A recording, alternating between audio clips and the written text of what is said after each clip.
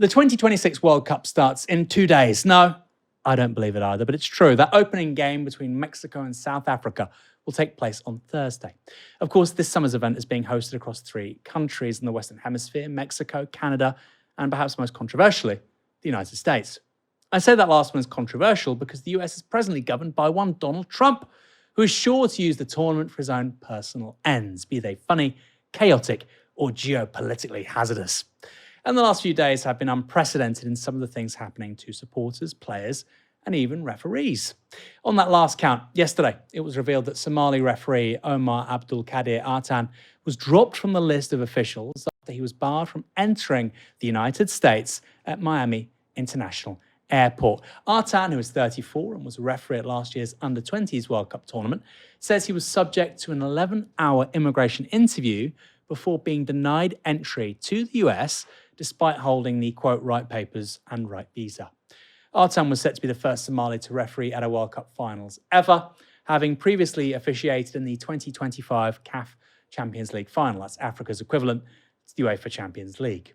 No reason for Artan's repatriation has been issued by US immigration authorities, but Somalia is one of several countries on a travel ban list that was introduced by the Trump administration.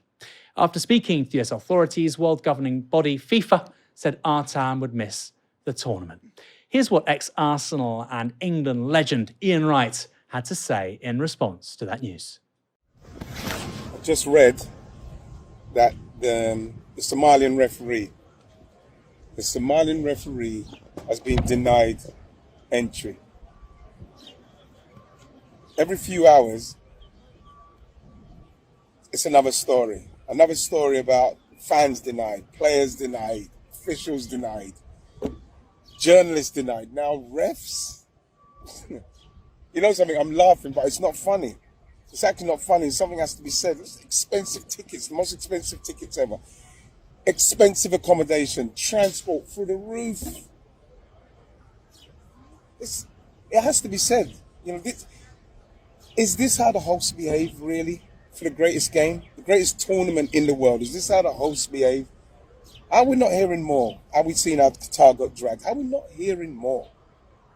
Is this the spirit of football? Really? You know who I feel for? I feel for the American fans who are desperate for this. American soccer fans who are desperate for this. How embarrassed they must be. How embarrassing for them this must be. This is, you know what? This is the World Cup. This is a World Cup of chaos. Whoever wins this World Cup is going to have to go through some serious chaos to get this done. I hope we can do it. But something has to be said now. This is just like, this is the World Cup. This is the World Cup of chaos. I suspect that line might stick, especially given what's happened already. Today, we also saw footage of the Uzbekistan squad, whose coach is Italy's World Cup winning captain, and, it should be said, Ballon d'Or winner Fabio Cannavaro, being searched by border security and having their bags checked by sniffer dogs. That team includes Abdulkadir Kusanov, who Manchester City recently signed for €40 million. These are big stars. What are they expecting to find, you wonder? Drugs? Is that happening because this is a country with Stan in the name? They might seek asylum in the US. It's a country we've never heard of, so it must be a failed state. Eldar Shomurodov played for AS Roma. He did flop, but he was a big money signing. You think he's going to apply for asylum and live in Wyoming? The guy's a millionaire. And meanwhile, here's footage of the Senegal side being searched. Now, this is a squad that contains players from Paris Saint-Germain, Chelsea, and Bayern Munich. Again, they're all millionaires. And they're being subject to this because of the countries they come from. They're basically being treated like potential drug mules. Now, some of you might be watching this and thinking, good, high standards, and they should apply to everyone, regardless of how rich or how poor you are. But here's the thing, from what we can see, this is only happening to certain countries. Generally speaking, poorer countries from Asia and Africa. This tweet from football journalist Nima Tavali Rutsari summed it up. So far at the 2026 FIFA Epstein Cup, before a ball kicked, I like that. I might start calling it the Epstein Cup.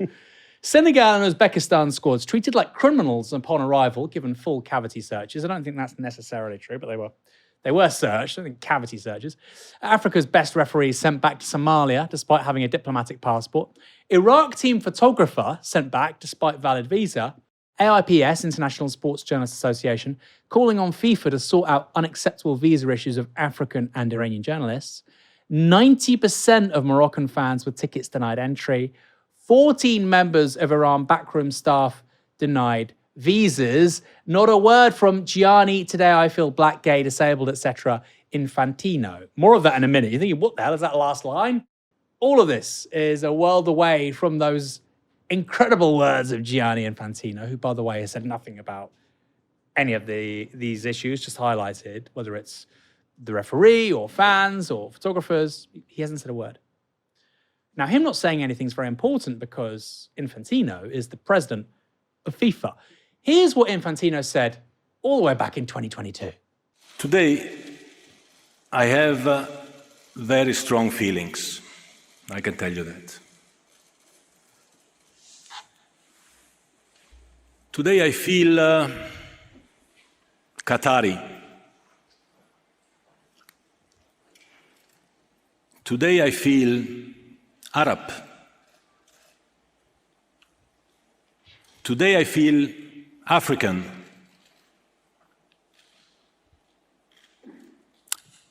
Today I feel gay.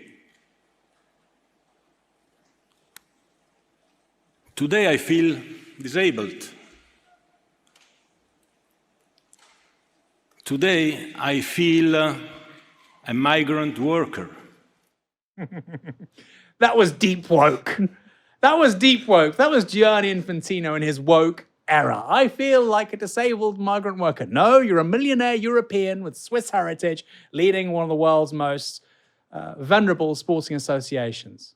I feel like an Arab. I feel like an African, except when it's a Somali referee who's banned entrance from the United States after an 11-hour interview. Then he suddenly doesn't feel so African. Paul, I suspect you're not the biggest fan of Donald Trump. No. Do you think this will be the World Cup of chaos? So I've never seen that clip before. Have you not? It is absolutely hilarious. It is like David Brent has taken over FIFA and is delivering like a pitch speech to the nation. It's incredible. I mean, it's going to be. This to me feels like the two worst systems and organizations coming together in a hellscape to ruin football for us all. Right, like there is no worse organization in this world in terms of like fan support, in terms of corruption than FIFA. I mean, FIFA is just awful, like from top to bottom, the most outrageously like capitalist-driven, selfish, deeply corrupted organization on the planet. And this has been like a consistent theme. It's, I don't know if it's always been the case, but certainly from about 2006, 2010 onwards, it became really noticeable. And we had a first-hand experience of this in South Africa because South Africa hosted the 2010 World Cup. And it was supposed to be this like great, incredible thing. And at a certain level it was, because people were in the country. It was just like this festival of football. The crime rate fell. It was like this incredible moment of like, in that moment, for ordinary South Africans, it felt like the thing. Like it was almost like we had 3 months of a vision of what South Africa could be if we didn't have all the problems that we had, right? But there are all these things that FIFA did that were just utterly outrageous, like completely mad. So one of the things they stipulated for the South African government is that the South African government had to create special economic zones throughout the country around all the stadiums and where all the people were traveling. And the idea behind it was basically all the people who had been selected by FIFA as the sponsors, of McDonald's and these big brands, would be selling their products there, but because they're in a special economic zone, them and FIFA wouldn't pay tax on it. So they basically created a moving tax haven across South Africa for FIFA, right? Like that is the level of utter hyper acquisitive ideology that underpins FIFA. So you have that, and then it's basically Gianni Infantino, like the David Brent of world football, joining forces with like Donald Trump's America. And like that's just a nightmare altogether. Because and I really do. I think that Knight's right there. It's like I was watching a good show on BBC iPlayer the other day about Kevin Brent, who's the Scottish comedian. He was going around and he's speaking to football fans in America. And like the extent to which American and international fans are being price gouged is crazy. Like they have an official resale market for tickets, which is the ticket selling for crazy ones. But apparently there's a train that's taking people to the stadium in Chicago, I think it's Chicago, where in every other day of the year, it's $8 to take this train from downtown Chicago, from the airport in Chicago to the stadium. It's now $200 to take a train on that day from downtown Chicago to the stadium.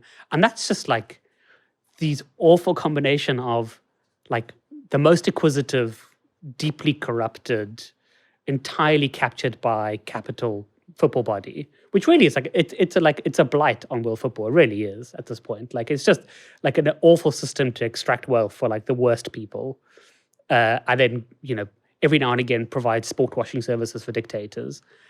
Going into Donald Trump's America, of course, it's going to fall apart like this. I mean, the sad reality is that that's to be expected. In a sense, it's to be expected of Donald Trump.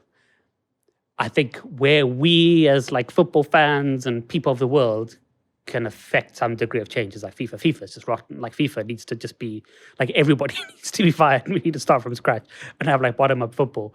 Maybe you guys could run FIFA with your Novara media shirts. Maybe we could. You said sports washing. I saw a great tweet earlier on saying Donald Trump has invented reverse sports washing. He's used a global sporting event to undermine his country's global reputation. Well, the question I have, so you see all these searches, right? Like how much of that is a political decision, or how much of that is just like, I mean, Donald Trump's administration is chaos. Like it is constantly in chaos. We've seen that with Iran, for example. Like they have no plan. It's all being made on the hoof. Like, what is it that's led to this? I mean, do we think there's actually like a top-down try and make the African immigrants feel uncomfortable as they arrive? Like, are we doing this to create content to be shared with our base, or is this just like an underlying? I don't know. You're a weird airport in like the middle of America. Use the protocols you normally use for like shiploads of people coming from Africa. We don't know, right? Yeah. I mean, what it does. I think what it'll do is universally undermine Donald Trump's reputation in the world, like almost more than anything, because actually most people aren't super politically engaged. If you ruin the World Cup, you mess up the World Cup. That is really unforgivable. They don't get it. I mean, look, Somalia, 25 million people. They all hate you now because you stopped their referee, the first ever Somali referee at a World Cup. He can't do it now. They all hate you for no reason. You've not won anything from that. And also, by the way, I saw some people saying, well, it's because there's, this is the migration policy with regards to Somalia. So why did that require an 11-hour interview in Miami? You could have just sent the email 2 weeks ago, right? It's because it's about ritualistic humiliation of people. That's the point. And you said about hypercapitalism, people like Michel Platini allege criminality. And I think this is quite interesting. The space of, enterprise zones, tax havens, tax avoidance, and then just potential alleged criminality. These things often go side by side. On your point you made a moment ago, it should be said that supporters aren't having a great time of it either, with surge pricing being applied to everything, including travel to and from stadia. For millions of commuters, New York's Penn Station is a way to get to work. But for many World Cup fans, it could be the start of a very expensive journey. Ticket to the stadium normally costs me $13, but fast forward to the first match between Brazil and Morocco, this same ticket will cost me a whopping $98. I would say it's fair to the people trying to make money, of course. It's not fair to the people who want to just go watch the games, want to see the country represent their soccer teams. And it's not just New York. In Boston, a $20 train ride to Gillette Stadium will cost $80 on match days. The train ride from Manhattan to East Rutherford in New Jersey is just 15 kilometers, but New Jersey Transit says they're facing $50 million in additional expenses as a result of the tournament. And they say FIFA should cover the cost. FIFA, which is expected to rake in $11 billion in profits, maintains transportation to matches is the responsibility of the host community. FIFA officials maintain that the influx of World Cup fans will be a boon for local communities, but local communities are wondering if fans will have any money left to spend on them. I feel like the Americans should have worked this out before trying to become hosts for a World Cup, right? Hey, maybe we shouldn't pay for all this stuff. Maybe don't apply. The whole point of a World Cup is that the world comes. Kind of the idea. That's what hosts have been doing since the very first tournament in 1930. But the Americans have to be different. No, no, no. We're not going to pay for all these people to come to our country and spend all their money here. South Africa and Qatar and, South Korea, Italy, Mexico, Brazil, England, France, all these historic hosts. No, no, we're different. We're going to use surge pricing. Imagine if you were getting the Stansted Express one day and it all of a sudden just cost you £200. You'd be incensed. You'd say, what the hell is going on? I love Britain, by the way. You couldn't do that here. You couldn't do that here with public transport. People would riot. You mentioned Chicago. Mm-hmm.